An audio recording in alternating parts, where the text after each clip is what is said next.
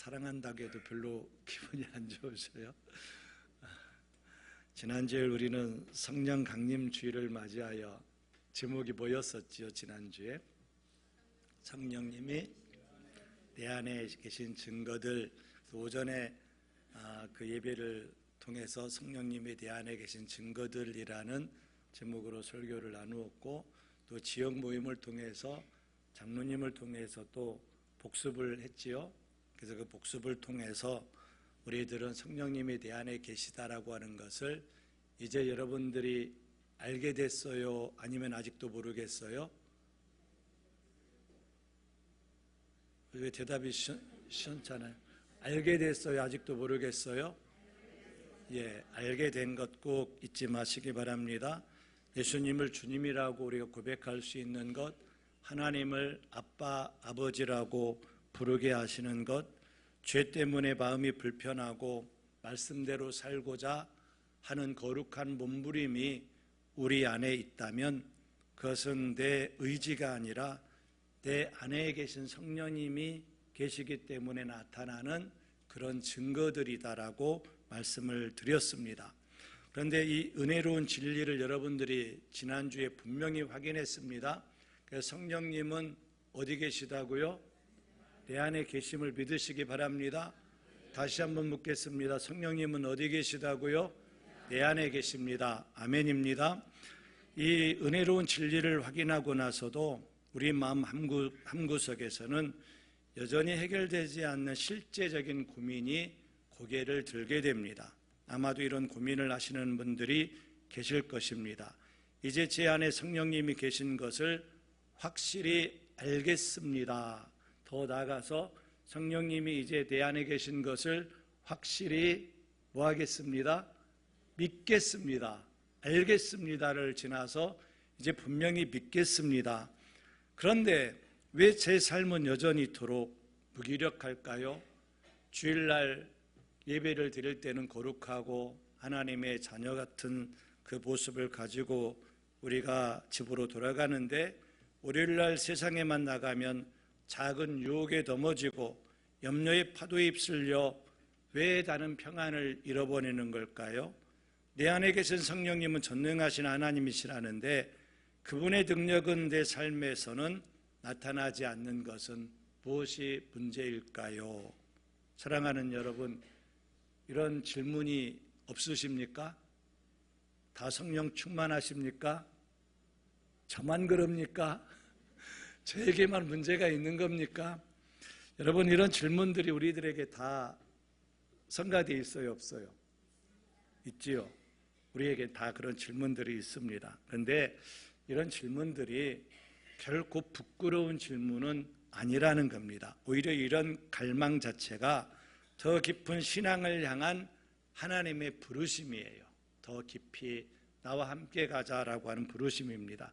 그리고 오늘 이 질문에 대한 하나님의 대답이 바로 우리가 함께 나눌 성령 충만이라는 주제 안에 담겨 있습니다. 하나님은 우리가 그저 십자가의 은혜로 겨우 구원받은 자의 자리에 우리가 머물기를 원하지 않으십니다. 현실의 고난을 뚫고 나가 세상을 넉넉히 이기며 죄악을 넉넉히 이기며 악한 영을 넉넉히 이기는 능력 있는 하나님의 자녀로 살아가기를 원하십니다. 그래서 오늘 말씀을 통해 성령 충만의 참된 의미를 바르게 깨닫고 날마다 성령으로 충만하여 능력 있게 살아가는 우리 평화동교회 믿음의 가족들이 되시기를 주님의 이름으로 축복합니다.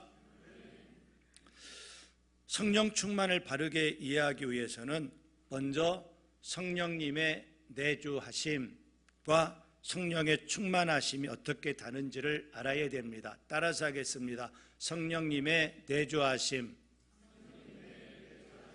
성령님의 충만하심.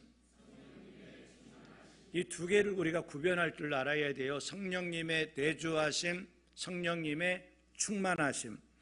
이 두 가지를 혼동할 때 우리는 신앙생활에 많은 혼란이 생기게 됩니다. 성령님의 내주하심은 우리가 예수 그리스도를 나의 구주로 영접하는 그 순간 성령님께서 우리 안에 들어오셔서 영원토록 거하시는 사건을 말합니다. 이것이 뭐라고요? 성령님의 내주하심. 내가 예수 그리스도를 믿을 때 성령님께서 내 안에 계셔서 내 안에서 영원토록 함께 하시는 것, 지난주에 우리가 살펴봤던 그 증거들, 이것이 성령님의 내주하심입니다. 이것은 단 한 번 일어나는 일회적 사건이며 우리의 구원을 보증하는 하나님의 인치심입니다. 그래서 에베소서 1장 13절은 이렇게 말씀합니다. 그 안에서 너희도 진리의 말씀 곧 너희의 구원의 복음을 듣고 그 안에서 또한 믿어 약속의 성령의 인치심을 받았으니. 성령의 뭘 받았다고요? 인치심을 받았으니. 여기서 인치다라고 하는 말은 옛날에 문서에 도장을 찍고 물건에 자기 도장을 찍어서 이것은 내 것이다라고 하는 표시를 쓸 때 쓰는 단어가 인치다라고 하는 단어입니다. 여러분이 예수님을 믿는 순간 하나님께서 여러분의 심령에 너는 나의 소유다, 너는 내 것이다 라고 영원한 소유권 도장을 찍으셨습니다. 그 도장이 바로 뭐냐면은 성령님이십니다. 그래서 우리에게는 누가 계시다고요? 성령님이 계신 것은 너는 나의 소유다라고 도장을 찍은 거예요. 여러분 도장의 최고 마지막에 무슨 자가 있어요? 인자가 있지요. 인.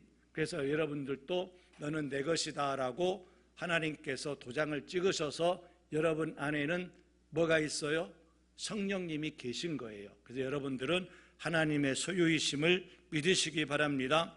예수님을 믿는 사람이라면 누구에게나 감정의 상태와 상관없이, 내가 지금 감정이 너무 침체되고 우울하든지 아니면 내 지금 감정이 너무 기쁘든지 이것과 상관없이, 그리고 또 여러분의 신앙의 연수와 상관없이 성령님은 내주하십니다. 이것은 하나님의 변함없는 약속이며 우리의 경험이나 느낌이 좌우할 수 없는 영역입니다. 오늘은 내가 기분이 너무 좋아서 성령님이 내 안에 계신 것 같아. 오늘은 내 기분이 너무 우울해서 성령님이 떠나신 것 같아. 이것이 아니라는 거예요. 내 감정과 내 느낌과 상관없이 내가 예수 그리스도를 구주로 영접하면 내 안에 누가 계신다고요? 성령님이 계십니다. 하나님이 도장을 찍으셨습니다. 그 도장이 성령님의 내주하심입니다. 그래서 이것은 우리들이 우리의 느낌이 좌우할 수 있는 게 아니에요. 우리 감정이 좌우할 수 있는 것이 아닙니다. 그러나 성령 충만하심은 전혀 다른 이야기입니다. 많은 성도가 성령 충만이라고 하는 단어를 들을 때, 성령 충만이라는 단어를 들을 때 그것을 어떤 개념으로 우리들이 이해를 하느냐면 양의 개념. 성령 충만하면 성령이 많은 것, 성령이 충만하지 않으면 성령이 조금 많은 것, 그렇게 여러분들이 이해를 하는 경우가 많이 있어요. 우리 평화동교회 성도들은 그렇지 않지만 그렇게 양적인 개념으로 생각합니다. 마치 기름이 떨어지면 자동차에게 기름을 넣기 위해서 어디로 달려가지요? 주유소에 달려가서 기름을 가득 채우면 여러분들 든든하고 뿌듯한 그런 왠지 모르는 그런 게 있잖아요. 그래서 그렇듯이 내 안에 성령님의 양을 늘리는 것이 성령의 충만함이라고 생각하여서 성령을 더 충만케 해주십시오라고 우리가 그렇게 기도하기도 합니다. 그러나 여러분, 성령님은 물체입니까? 성령님은 에너지입니까? 성령님은 뭐라겠지요? 영이시라고 하고 인격적이신 성령 하나님이라겠지요. 근데 성령 하나님이 어떤 때는 50%가 되고 어떤 때는 성령 하나님이 100%가 됩니까? 이게 맞아요, 틀려요? 김 목사가 어떤 때는 50%가 되고 어떤 때는 100%가 되고 그렇게 됩니까? 항상 그 모양이잖아요. 그래서 성령님도 마찬가지라는 겁니다. 양적인 개념으로 우리가 오해해서는 안 된다라고 하는 겁니다. 그렇다면 성령 충만이란 뭘까요? 이것은 양의 문제가 아니라 통치의 문제이다. 따라서 하겠습니다. 양의 문제가 아니라 통치의 문제이다. 아멘. 영국의 설교자 마틴 로이드 존스는 이렇게 말했습니다. 성령 충만은 성령의 양이 늘어나는 것이 아니라 성령님이 당신 안에서 더 많은 공간을 차지하시도록 허락하는 것이다. 이 진리를 그림으로 한번 여러분들이 한번 머릿속으로 그려보시기를 바랍니다. 제가 설명을 할 때 머릿속으로 한번 그려보십시오. 아주 오래된 낡은 집이 있습니다. 그 낡은 집은 당연히 벽지가 뜯어져 있겠고 벽지에 곰팡이가 피어 있겠지요. 마룻바닥은 걸어다니면 삐그덕 소리가 날 거고요. 창문은 깨진 창문도 있고 두꺼운 커튼으로 가려져 있어서 햇빛이 잘 들어오지 않습니다. 그런데 어느 날 이 집에 새 주인이 이사를 옵니다. 집문서도 분명히 바뀌었고 등기부 등본에도 새 주인의 이름이 또렷이 적혀 있습니다. 등기부 등본에도 새로운 새 주인의 이름이 적혀 있습니다. 그런데 이상한 일이 벌어집니다. 새 주인이 이사를 왔음에도 불구하고 집안의 풍경은 하나도 달라지지 않습니다. 뜯어진 벽지, 곰팡이 난 모습 그대로, 가구들도 그대로, 커튼은 여전히 닫혀 있고 어떤 방은 자물쇠로 꽁꽁 잠겨 있어서 아무도 들어가지 못합니다. 주인은 분명히 집 안에 있는데 그 집 주인은 여전히 옛 주인의 집처럼 보입니다. 주인이 바뀌었어요. 이사를 와서. 그런데 그 집의 모습은 옛 주인의 집처럼 보인다는 겁니다. 성도 여러분, 혹시 지금 여러분의 신앙이 이 집과 닮아 있지는 않습니까? 예수님을 믿을 때 성령님께서 여러분의 마음의 집에 들어오셨습니다. 소유권이 누구의 것으로 바뀌었지요? 이제는 여러분들이 어둠의 권세가 아니라 여러분의 소유권이 누구의 것이 됐어요? 여러분 것이 아니에요. 하나님의 것입니다. 여러분의 소유권은 누구라고요? 하나님의 것 믿으십니까? 하나님의 것이 되었습니다. 여러분의 소유권이 분명히 하나님의 것이 되어졌습니다.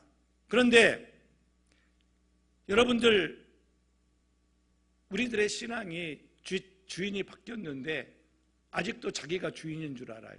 내가 주인인 줄 알아요. 그래서 여전히 안방과 거실은 내가 차지하고 있고 성령님이 새 주인으로 오셨는데 골방에 거기다 넣어놓으셨어요. 성자님 죄송한데 이 골방에 들어가시고 아무 때나 나오면 안 돼요. 그 열쇠를 딱 잠궈놔요. 그리고 안방도 누구 거, 내 거, 뒷방도 누구 거, 거실도 내 거, 지하실도 내 거, 다 내 거예요. 그리고 주일날 그 성령님 계신 문을 열고 성령님 잘 계셨지요? 하고 주일날만 이렇게 인사를 나누고 평소에는 그 집주인이 누구라고요? 자기 것처럼 그렇게 얘기를 해요. 그런데 성령 충만이란 내 마음의 집의 모든 방 열쇠를 누구에게 드리는 거냐면은 성령님께 드리는 거예요. 이게 성령 충만입니다. 안방도 누구 것? 주님의 것, 성령님의 것. 거실도 성령님의 것. 여러분들의 음침한 지하실, 쓰레기가 놓여져 있는 지하실도 누구 것? 또 들키고 싶지 않은 나만의 비밀 창고 있잖아요. 비상금이 있을 수도 있고. 조명기 집사 묻지 마세요. 비상금 분명히 있는 것 같아요. 비상금도 있을 수 있고 거기엔 또 뭐가 있을까요?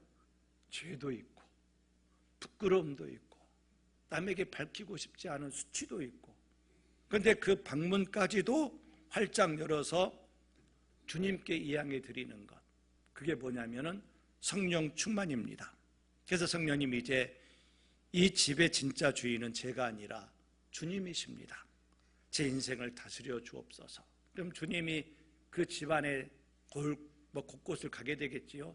지하실 내려가면 어떻게 할까요? 정리를 할 거예요.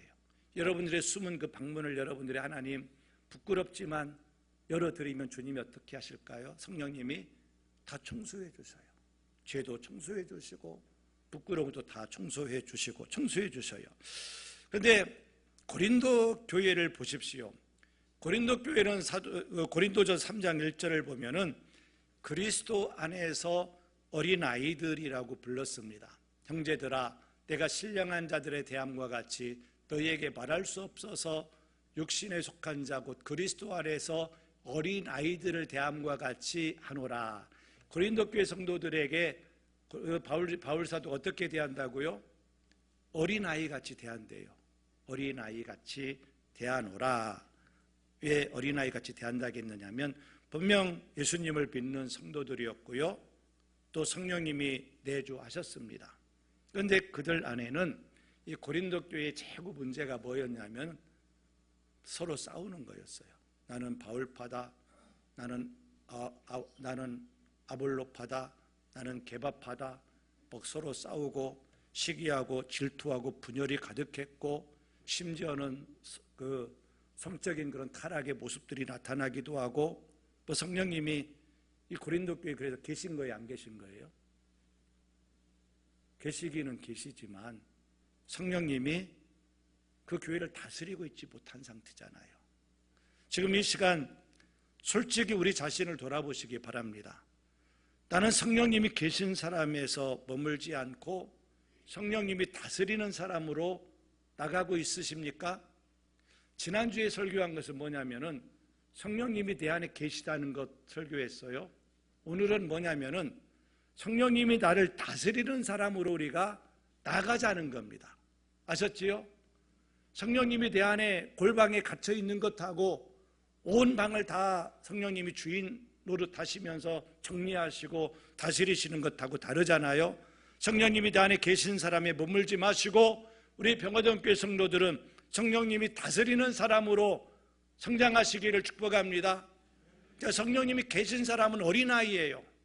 맨날 복이나 좋아하고 맨날 위로의 말이나 좋아하고 맨날 웃기는 말이나 좋아하고, 그래서 목사님 왜 웃기는 얘기를 안 하냐고, 좀 웃기시라고.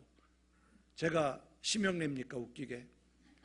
유튜브 보세요. 심형래 나오니까 웃기는 거나 좋아하고. 그런데 우리는 성령의 다스림을 받는 사람입니다. 성령의 다스림을 받는 사람으로 나가시기 바랍니다. 오늘 본문은 에베소 5장 18절 말씀을 보십시오. 같이 한번 읽어볼까요? 시작. 술 취하지 말라. 이는 방탕한 것이니 오직 성령으로 충만함을 받으라. 사도 바울은 왜 거룩한 성령 충만을 세상의 술 취함과 나란히 두고 이 거룩의 성령 충만을 술 취함으로 이렇게 비교를 하면서 설명을 했을까요? 왜냐하면 이 둘 사이에는 중요한 공통점이 있습니다. 술 취함과 성령 충만에게는 중요한 공통점이 있어요. 그 공통점이 뭐냐면은 바로 통제권입니다. 컨트롤하는 것, 통제권입니다. 술에 취한 사람을 보십시오. 그 사람들이 그러죠. 처음에는 누가 술을 마신다고? 내가 술을 마신다고. 뭐 대답 잘 못하시는 거 보니까 우리 교회는 그런 분들이 없어서 다행인데, 술 취하는 사람은 처음에는 내가 술을 마시고 나중에는 누가 술을 마셔요? 술이 나를 마시고. 술에 취하게 되면, 술에 취하게 되어지면은 이제 알코올이 그 사람의 뇌를, 감정을, 행동을 통제합니다. 평소에는 점잖던 사람이 술 취하면 어떻게 돼요? 거의 개가 돼요. 평소에는 얌전하던 사람이 술에 취하면 어떻게 돼요? 막 소리를 지르고 싸우고 폭력적으로 변하게 됩니다. 평소에 점잖던 사람이, 조용하던 사람이 고성이 오가고, 이성적인 사람도 비성적인 사람이 되어버리고, 도대체 저 사람이 평소에 저런 사람이 아닌데 술만 취하면 그렇게 되는 것을 여러분들은 경험은 안 해보셨고 들어보셨지요. 존 스토트는 이렇게 말했습니다. 술은 사람을 밖으로부터 통제하여 파괴하지만 성령은 사람을 안에서부터 통제하여 변화시킨다. 성령 충만도 마찬가지라는 겁니다. 내 안에 계신 성령님이 점점 너의 생각과 감정과 내 의지를 다스리면 내 언어가 바뀌어져요. 맨날 거친 말을 하던 사람이, 부정적인 말을 하던 사람이 언어가 바뀌어지고, 말투가 달라지고, 내 반응이 달라지고, 내 선택이 달라지고, 결국은 내 인생의 방향이 달라지고 내 인생의 목적이 달라집니다. 여기서 성령으로 충만함을 받으라라고 하는 헬라어는 플레루스테라는 단어인데, 성령의 충만함을 받으라, 여기에는 네 가지 중요한 의미가 들어 있습니다. 성령으로 충만함을 받으라, 이건 뭐예요? 명령령입니다. 하나님이 성령 충만함을 받으라니까 받아야 돼요, 안 받아야 돼요? 안 받으면 뭐예요? 불순종하는 거잖아요. 그래서 성령 충만함을 받는 것은 명령형입니다. 여러분들은 성령 충만함을 받으시기를 바랍니다. 두 번째는 수동태예요. 충만하게 하라가 아니라 충만함을 받으라. 하게 하라, 충만하게 하게 하라고 하는 것은 내가 하는 거예요. 내가 성령 충만을 막 어떻게 하는 거예요. 그런데 충만함을 받으라고 하는 것은 어떻게 하는 거예요? 누가 주는 거지요? 돈 뜨세요. 지금 중요한 거 설명하고 있어요. 돈을 받으라, 선물을 받으라. 이건 누가 나한테 주는 거잖아요. 그래서 성령 충만함은 내가 받는 거예요. 내가 만들어내는 게 아니라는 겁니다. 내가 만들어내는 것이 아니라 하나님께 받는 겁니다. 돛담배를 한번 생각해 보시기 바랍니다. 이 돛담배의 이 돛담배가 막 움직이려면 뭘 받으면 돼요? 바람을 받으면 되지요. 그런데 여러분, 돛담배를 하는 데 있어서 내가 바람을 만드는 사람입니까? 아니면 돛을 펼치는 사람입니까? 여러분들은 바람을 만드는 사람이 아니에요. 돛을 펼치는 사람입니다. 성령님 제게 임하시옵소서. 성령님 저를 다스려 주시옵소서. 우리는 바람을 받는 사람이지 바람을 만드는 사람이 아닙니다. 바람은 누가 불어요? 하나님이 불어주시는 거예요.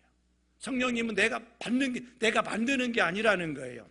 그래서 돛을 활짝 펴는 겁니다. 성령 충만은 내 인생의 돛을 성령의 바람을 향해 활짝 펴는 겁니다. 그런데 사람들이 자기가 성령을 주는 것처럼 성령을 받아라 그러는 사람 있잖아요. 그런 사람 특징을 제가 봤거든요. 그런 사람들은 하얀 양복을 입어요. 이상하게 그런 사람들은 하얀 넥타이를 차요. 그런 사람들은 구두도 백구두를 신어요. 그런 사람은 꼭 성령을 자기가 주는 것처럼 성령 받으라 그러더라고요. 성령은 사람이 주는 게 아니에요. 성령은 누구지요? 하나님이셔요. 우리는 성령님 임하시옵소서, 나를 다스려 주시옵소서 환영하고 우리가 받아들이고 겸손하게 사모하는 겁니다. 그리고 세 번째는 성령님은 현재 진행형입니다. 한 번 받고 끝나는 것이 아니라 어제 숨쉬고 오늘은 숨 안 쉬나요? 아니지요. 지난주에 예배 드렸다고 오늘 예배 안 드리나요? 또 드리고 예배를 드리고. 초대교회 때 사도행전 2장에서 마가의 다락방에 성령 충만함을 받았습니다. 그러다가 박해가 심해지니까 그들이 두려워서 숨어 있었어요. 그래서 거기에서 그들이 빌기를 다음에 성령 충만함을 받더라.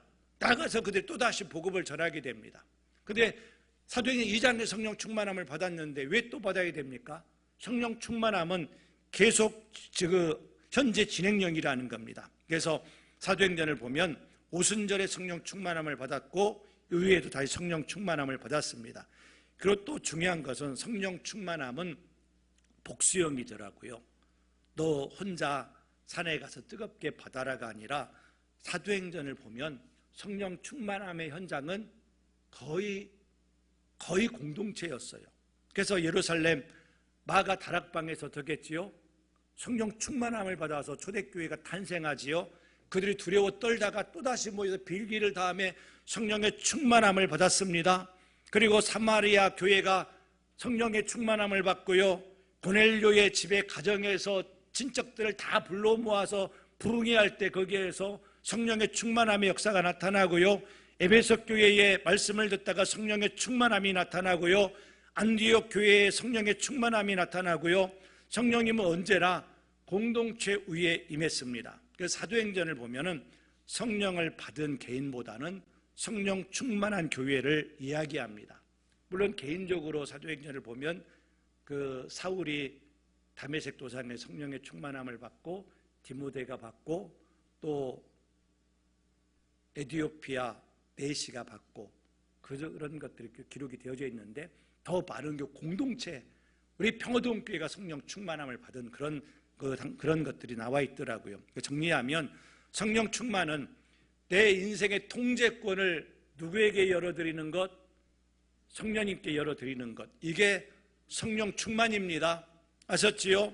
내 인생이라는 자동차에 성령님을 모셔놓고 나는 여전히 운전대를 꼭 잡고 주님 옆에 계십시오. 내가 운전하겠습니다. 내 목적지로 내가 가겠습니다. 내 속도로 내가 가겠습니다. 주님 옆에 꼭 계시십시오 라고 하다가 위험한 일이 있을 때 성령님 도와주세요 이러면 돼요, 안 돼요? 근데 왜 여러분 그렇게 살아요? 여러분들이 인생의 주인인 것처럼 지 맘대로 운전하고 지 맘대로 방향 전하고 지 맘대로 살아가다가 어려운 일 당하면 조수석에서 앉아 계신 성령님 도와주셔요. 제가 아파요, 도와주세요. 그런다는 거예요.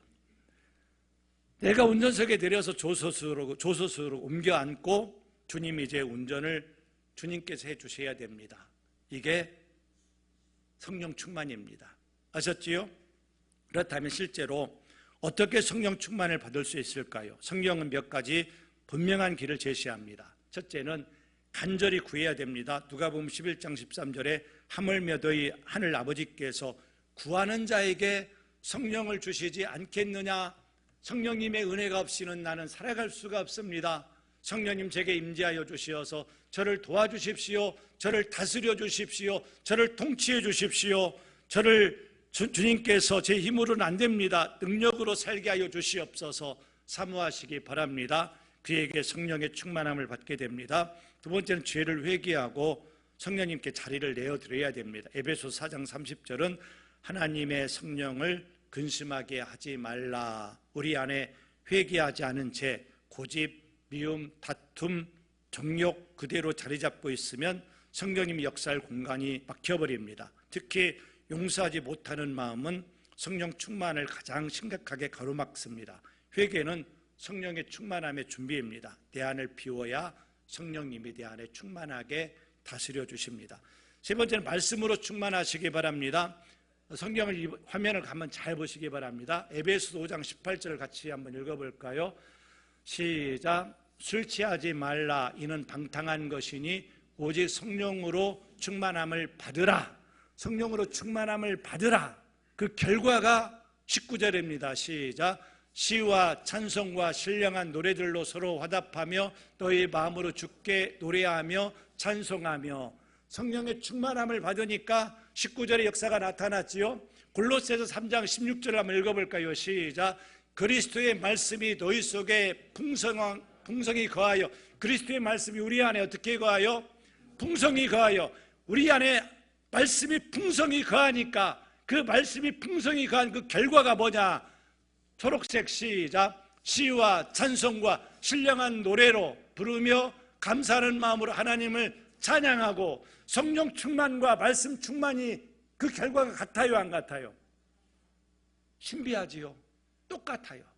성령의 충만함의 결과, 말씀의 충만함의 결과가 데칼코마니 똑같아 찍어낸 것 같아요. 아주 똑같아요. 여러분 성령 충만하시려면 말씀 충만하시기 바랍니다. 말씀 많이 읽으시기 바랍니다. 말씀 많이 묵상하시기 바랍니다. 설교할 때 아멘 하시기 바랍니다. 졸지 마시고 아멘 하십시오. 그래야 우리에게 성령의 충만함의 역사가 나타나게 된다라고 하는 겁니다. 너무 신비하더라고요. 성령 충만과 말씀 충만은 거의 같습니다. 또 성령의 인도하심에 순종해야 됩니다. 성령님께서는 우리 마음 깊은 곳에서 세미한 음성으로 말씀하십니다. 구역장 우리 권사님들 구역 식구들을 위해서 가만히 있다가 그 구역 식구에게 전화해보고 싶네? 그런 마음 혹시 드신 적이 있어요? 관심 없어요? 관심 없어요? 심각한데 있다고 해주세요. 있어요. 예. 그럼 그때 꼭 기도하세요. 저도 교회에서 이렇게 성경이 있다가 설교 준비하다가 그 권사님, 그 집사님이 기도하고 싶네? 꼭 기도하면 제가 그 전화를 기도를 해주셔요. 해드려요. 꼭 그럴 때가 있더라고요. 여러분 그런 감동이 있을 거예요. 여러분 권사님들 누구에게 한번 전화해보고 싶네? 그러면 여러분들이 그냥 순종하면서 한번 전화해 보시기 바랍니다. 성령 충만은 감정의 뜨거워진 한순간의 체험이 아니라 매일매일 작은 순종이 쌓여서 이루어지는 겁니다. 주님 해보겠습니다. 어렵지만 순종하겠습니다. 이렇게 한 걸음 한 걸음 우리가 예수님 발걸음을 따라갈 때 내 안에서 성령님의 영역이 점점 더 넓어갑니다. 마지막으로 감사와 찬양의 삶을 실천해야 됩니다. 우리는 보통 성령 충만하면 찬양과 감사가 나옵니다. 성령 충만하면 내가 땅을 걷는 건지 구름 위를 걷는 건지 어떤 때는 모를 때가 있어요. 너무 성령 충만하면 그렇게 기쁘고 즐거울 수밖에 없어요. 찬양이 절로 나 바뀐 것 하나도 없어요. 바뀐 것 하나도 없는데 그렇게 성령 충만하면 기쁘고 감격이 나오고 찬양이 나와요. 근데 반대로 그 반대도 진리입니다. 찬양과 감사가 성령의 충만함의 문을 여는 열쇠입니다. 힘들수록 답답할수록 일부러라도 찬양을 틀어놓고 입술에 감사를 시작하시기 바랍니다. 하나님, 이해되지 않지만 감사합니다. 내가 너무 아픈데, 내가 너무 힘든데 이 상황에서도 저를 버리지 않으시고 붙들고 계신 하나님 감사합니다. 이해되지 않아도 감사하시기 바랍니다. 이 믿음의 감사를 드릴 때 성령님께서 그 영혼에 깊이 만지시고 새 힘과 새 시선과 새 믿음을 부어주실 줄로 믿습니다. 이제 말씀을 맺겠습니다.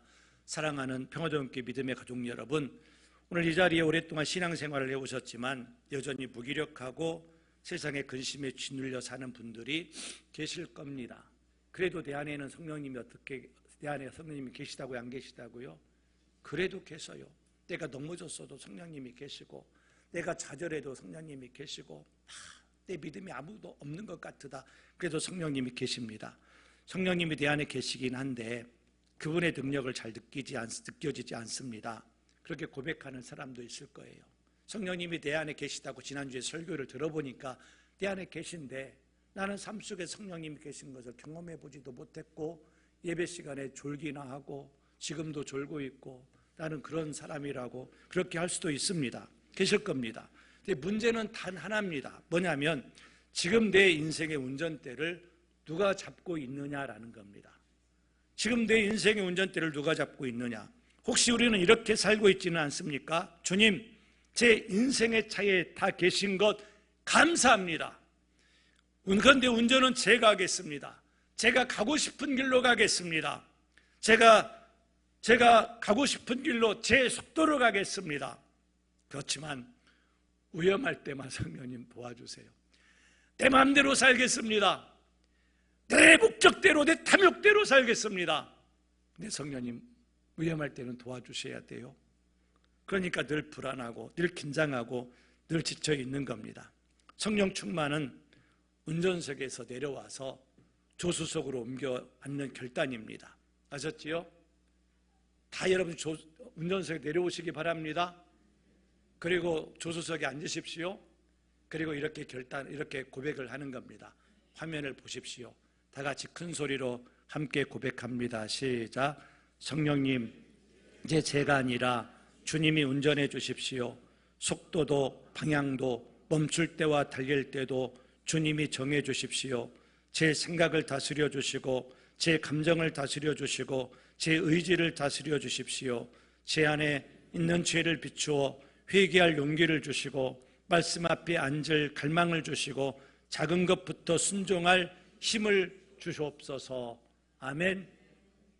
이렇게 살아가시기 바랍니다. 이렇게 살아가시기 바랍니다. 이게 성령 충만이에요.